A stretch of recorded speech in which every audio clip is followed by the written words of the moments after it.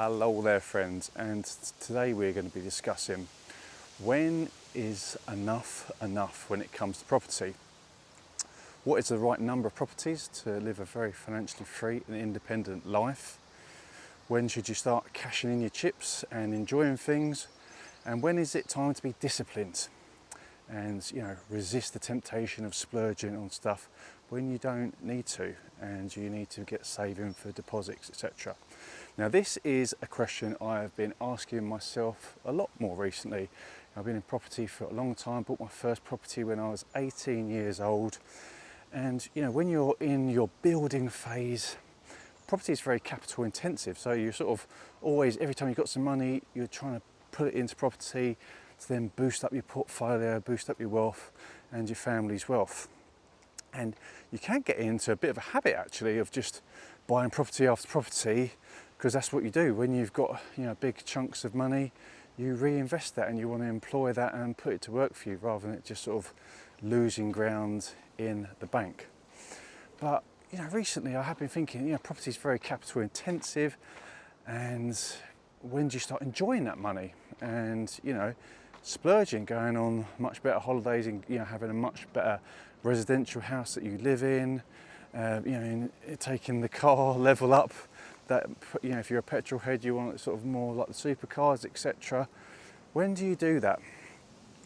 And for me, I think I'm getting more to that stage where I want to start enjoying things a bit more and maybe not buying as many properties and start enjoying my life a little bit more, and not just putting every single penny I've got into another deal all the time, which has sort of pretty much been my pattern since I was 18 years old, and living very much like a student, sort of underneath my means, still enjoying my life, but nowhere nearly sort of like redlining like everyone else does, living paycheck to paycheck, month to month. It's always been very much the opposite of me, living very much underneath my means, and putting all that money into buying more properties so I can have a better passive income and sort of live the life that I live now, which is sort of a semi-retired life at a relatively young age, and being a bit more financially independent. So I definitely don't regret it, and I think frugality at the start definitely has a place to live below your means and use your money for building assets and investments. But I think there does also come a point where you have to start enjoying it as well, because does it matter if you've got millions in the bank when you're 85 years old and all you want to do is sit down and watch the TV and potter around the garden? It doesn't really mean as much. But when you're younger, you want to go out to all the best places and enjoy your money more. And that has just been a big thought of mine. And what is the magic number with property? Well, my magic number always used to be, when I first started, I always thought I want to own 10 properties. I don't know why, it just sounded like a good number from a council estate boy with not always loads growing up and living in some fairly rough council estates. To own 10 properties sounded very rich to me, especially if those properties were in southern England. And I actually do still think that is an amazing number. And the reason why is because 10 properties, you're living a good lifestyle. If you've got 10 properties in southern England, they're expensive properties, and they're high yielding, you can live a good life, especially as over time you let that compounding kick in to effect. 10 is a great number, I believe. And also, you're not it's not a full-time job.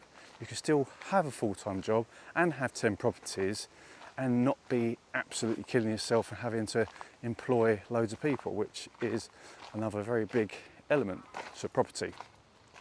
So I think 10 still is absolutely a magic number. But if I'm being honest, I have actually bought way over 10 now, and it does come with more headaches, because you do have always something's going wrong somewhere. You've got to employ someone to go and fix that leaky tap. Sometimes it's minor stuff, and sometimes bigger stuff, like one of my properties, someone basically, a foot went through the floor and I had to replace the whole bathroom. Big insurance claim, that comes with more headaches and it's a bit more time consuming, but those sort of things are very few and far between. But the more properties you got, the more potential headaches you got as well. But 10, I think, is very manageable to do that on your own, even with a fairly full-on job. So 10, I think, is a magic number. And when is enough enough? I suppose we're all different, aren't we? We all have different levels of ambition and what we want in life. I'm quite an ambitious person, and I do want a lot. There's always something, you know, you just want to push that a little bit more sometimes. But I do think there has to be a point where, you know, otherwise, where is the end goal? There has to be an end goal. And even though I've sort of overreached on my 10 properties, which I dreamt about as an 18-year-old boy, I feel that, you know, the big, you know, buying lots of properties and really sort of pushing it, maybe might slow down for a few years, and I might start enjoying the fruits of my labour as well. Because we only get one life, and you never know when your day comes where you are expired. And as much as you don't like to think about it, that is a reality that everyone shares. One day our time will come. We're hoping it's, you know, when it's in our 80s, 90s, 100s, if we're in good health. But maybe it won't be. You know, I've had people, you know, close to me that have passed away in their 40s, 50s and younger. And you're always trying to strike that balance, aren't we, between, you know, saving for the rainy day, and if we're older, you know, being in a good spot, but also enjoying the now. So it's not a definite answer. When is the right time? I think we're all different. You might be in your 40s, 50s and just getting into your property now. It could be later. You know, there's no age limit of when you can buy properties. You can be in your 70s and buy buy-to-let properties. It works differently than like your own home mortgage. But if you have bought up a large portfolio, you know, I've heard of people who owned hundreds of properties, and they literally just got basically addicted to buying properties. It's just become a habit. They just buy one after the other and just kept on going. Then you really do have a very, very full-time job, and you have a lot of headaches. And is that what you're looking for? You know, we can just get in a habit of doing things sometimes, but you have to also plan it forward and go, is this what I want out of life? Do I want to own hundreds of properties, be in charge of that and have staff sort of dealing with all that? Maybe not. Maybe that isn't for everyone. And owning hundreds of properties, I don't think that's for me either, to be honest with you, because I think the headaches would be too much, and I want to enjoy my money before I'm very old. So this is just my thought on it today, on how I'm thinking about things now as being in property for, you know, a couple of decades plus.